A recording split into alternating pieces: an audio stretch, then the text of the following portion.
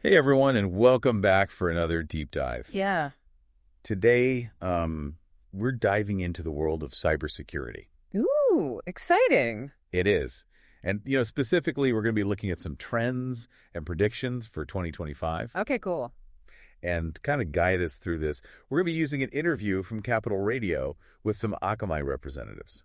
So, kind of like a behind-the-scenes look at what these security experts are really thinking about. Exactly, and what they're seeing kind of on the horizon. Yeah, and not just the typical headlines. Right, not just the doom and gloom you see everywhere else. Exactly. But really, what's going on. The strategies. The strategies. Those tech. Yeah, and the human stories Yeah, that's a good point. behind all of these trends. Yeah, because it's one thing to read the headlines, but it's another thing to really understand what's driving these trends and what they mean for everyday people. Exactly. And so that's really what we're going to try to uncover today. So to kind of set the stage a little bit, the radio show kicked off with some pretty sobering examples of recent data breaches. Oh, no. Yeah, and I think one of the first ones they talk about was United Health.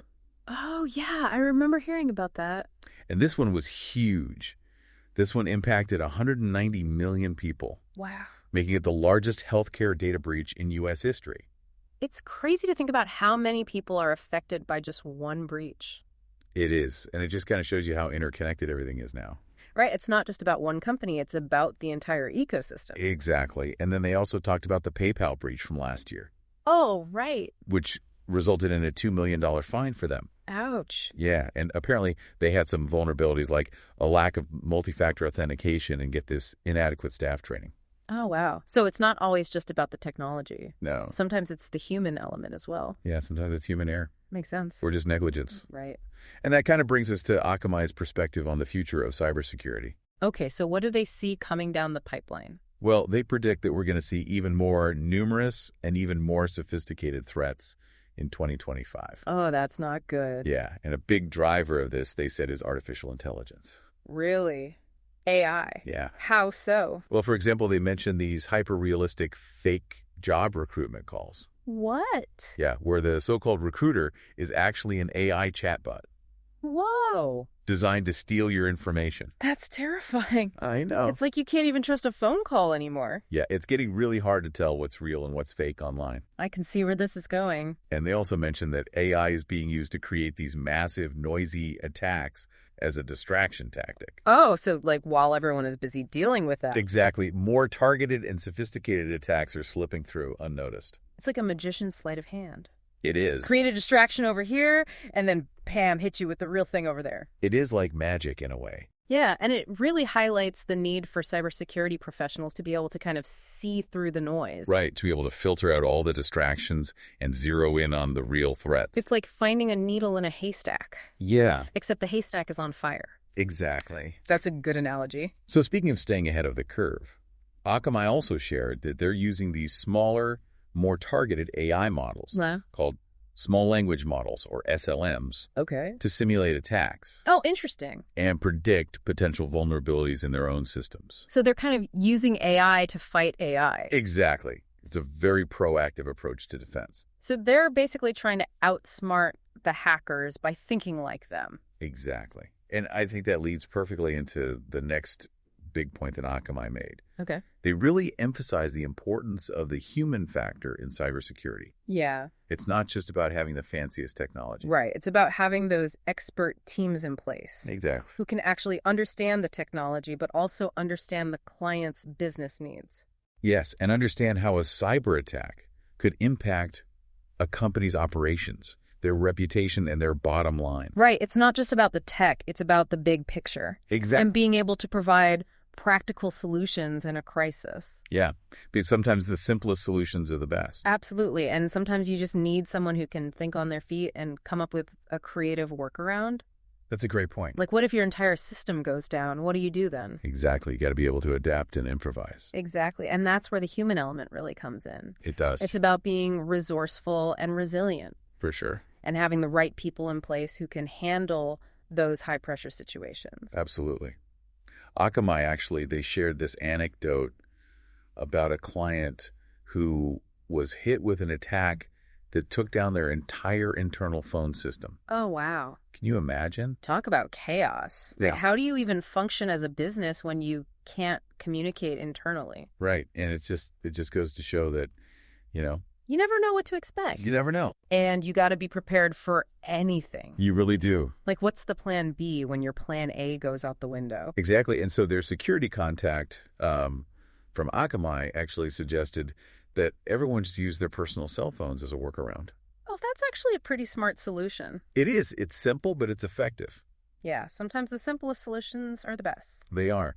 And it just reminds us that, you know, while technology is important, human ingenuity and adaptability are often the keys to overcoming these unexpected challenges. Right. It's not always about having the most sophisticated technology. Sometimes it's just about being able to think on your feet Exactly. and come up with a solution that works. Yeah, and sometimes you just have to MacGyver it. Exactly. And speaking of expertise, we actually have a very special guest joining us today who embodies this blend of technical know-how and a passion for educating others. Oh, cool. Who's that? It's Arantxa Sanz. She's the president of RootedCon. Oh, yeah, I've heard of RootedCon. Yeah, it's a fantastic organization that's dedicated to fostering collaboration and knowledge sharing within the cybersecurity community. That's awesome. So she's like a real leader in the field. She is, and we're so excited to have her join us today. Me too. So Arantxa, welcome to the Deep Dive. Thanks for having me. We're thrilled to have you here. I'm excited to be here. So Arantxa, word on the street is that RootedCon 2025 is going to be bigger and better than ever before. Absolutely. We're very excited about it. Can you give our listeners a little sneak peek at what they can expect? Of course. So we're going to be back at Kannapolis, which has been a fantastic venue for us. Oh, that's great. And this year we're actually expanding to 7 salas. 7 salas. 7 salas to accommodate our growing audience and the range of topics that we'll be covering. Wow, that's amazing. Each day we'll have dedicated tracks exploring some of the hottest areas in cybersecurity. Oh, I love that. So can you tell us more about some of these new tracks that you're introducing this year? Okay, so we'll continue to have our signature Symmetrics track, which focuses on technical deep dives and cutting-edge research. Okay. But this year, we're adding a dedicated incident response track. Ooh, interesting. Yeah, given the increasing frequency and sophistication of cyber attacks, we felt it was crucial to provide a space for security professionals to share their experiences, best practices, and lessons learned in responding to incidents. Yeah, that makes a lot of sense. That's a really valuable addition, I think, especially for those who are on the front lines of cyber defense. For sure. We're also really excited about our new track for divulgadors. Divulgador. Divulgadors, which translates to disseminators or those who spread knowledge. Oh, no, that's interesting. Can you elaborate on what that track will focus on? Absolutely. We believe that accurate and accessible information is key to combating cyber threats.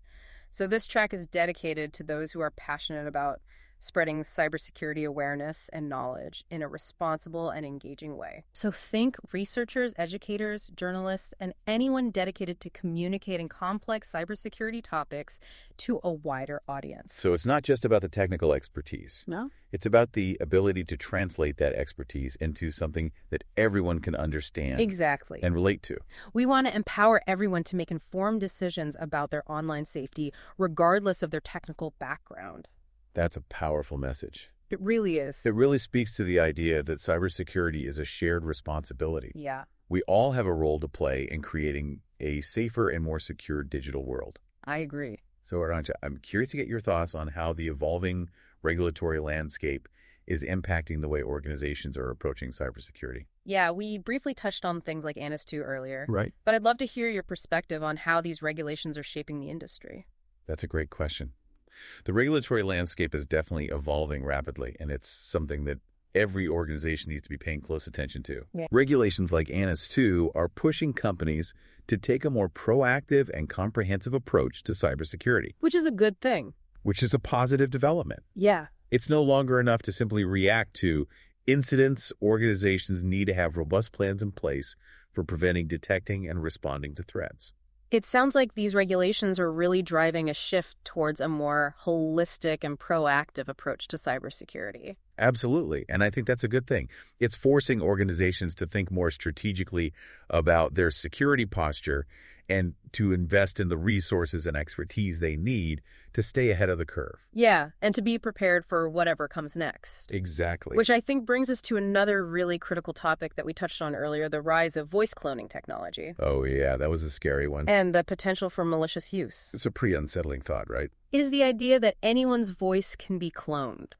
And used for nefarious purposes. Yes, it's definitely concerning. We heard in the Capital Radio segment that all it takes is a 3-second audio sample to create a convincing clone. Yeah. Think about all the audio we share online these days through social media, voice messages, and even those funny videos of our pets. It's kind of scary when you think about it. It is. Like all that data is out there just waiting to be exploited. And this isn't just a threat to public figures or celebrities. Right. Anyone can be a target. Anyone can be a target. Imagine a scammer calling your grandmother pretending to be you and asking for money. Oh, no, that's a nightmare scenario. It is, and it highlights the importance of education and awareness. Yeah. We need to help people understand the risks. Right. And empower them with the knowledge they need to protect themselves.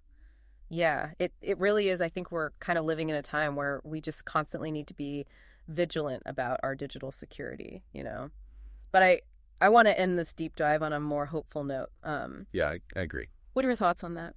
It's easy to get caught up in like the doom and gloom of the latest cyber threats. But I think, you know what gives me hope is the ingenuity and resilience of the cybersecurity community. And it's not just about the big tech companies either. Like, remember that anecdote that Akamai shared about their security contact suggesting using personal cell phones as a workaround? Oh, yeah, that was a good one. It showcases like the power of thinking outside the box. For sure. Finding simple but effective solutions. That's a perfect example of how like resourcefulness and adaptability are really key in cybersecurity. Yeah. We need professionals who can think on their feet and come up with creative solutions to these ever-evolving challenges. You know, I couldn't agree more. One of the things that makes this field so fascinating is that it's constantly changing. Yeah. You know, we're always learning new things and finding new ways to protect ourselves and our data. It keeps us on our toes. It does. It's like a never-ending game of chess. Exactly. Trying to anticipate the next move and stay one step ahead. And speaking of knowledge, Arancha, you really highlighted the importance of accurate and reliable information with RootedCon's new track for divulgadors. Exactly. We need to move beyond the sensationalized headlines and focus on providing people with the facts and the tools that they need to make smart choices about their online safety. So to kind of wrap up our deep dive today, let's recap the key takeaways for our listeners. What are the most important things we want them to remember? All right, so first and foremost, AI is transforming the cybersecurity landscape. Yeah. It's a powerful tool for both defenders and attackers. Right. And as we've seen with the rise of these AI-powered scams, it's becoming increasingly difficult to distinguish between real and fake online interactions. Which brings us to our second key takeaway. Yeah. The human factor in cybersecurity is more important than ever. Right. We need skilled professionals who not only understand the technology, but also the psychology of cyber attacks. And know how to communicate effectively during a crisis. Exactly. And that leads us to our third takeaway: awareness is our best defense. Absolutely. We need to be proactive about our cybersecurity and take steps to protect ourselves and our businesses. For sure. And lastly, we need to remember that cybersecurity is a shared responsibility. Yes. We all have a role to play in creating a safer and more secure digital world. Agreed. So with all of that in mind, we want to leave you with this final thought, knowing how quickly technology evolves. What's one action you can take today to strengthen your own cybersecurity, or even just your awareness of potential threats? Well, perhaps it's enabling multi-factor authentication on your accounts. Oh, that's a good one. Or just taking a moment to think critically about the information that you share online. Yeah. Every little bit helps. It does. Every little step counts. For sure. So we encourage you to continue exploring these questions and share your thoughts and insights with others, because ultimately the future of cybersecurity depends on all of us working together. Until next time, stay curious, stay informed, and stay safe. Thanks for joining us on The Deep Dive. See ya.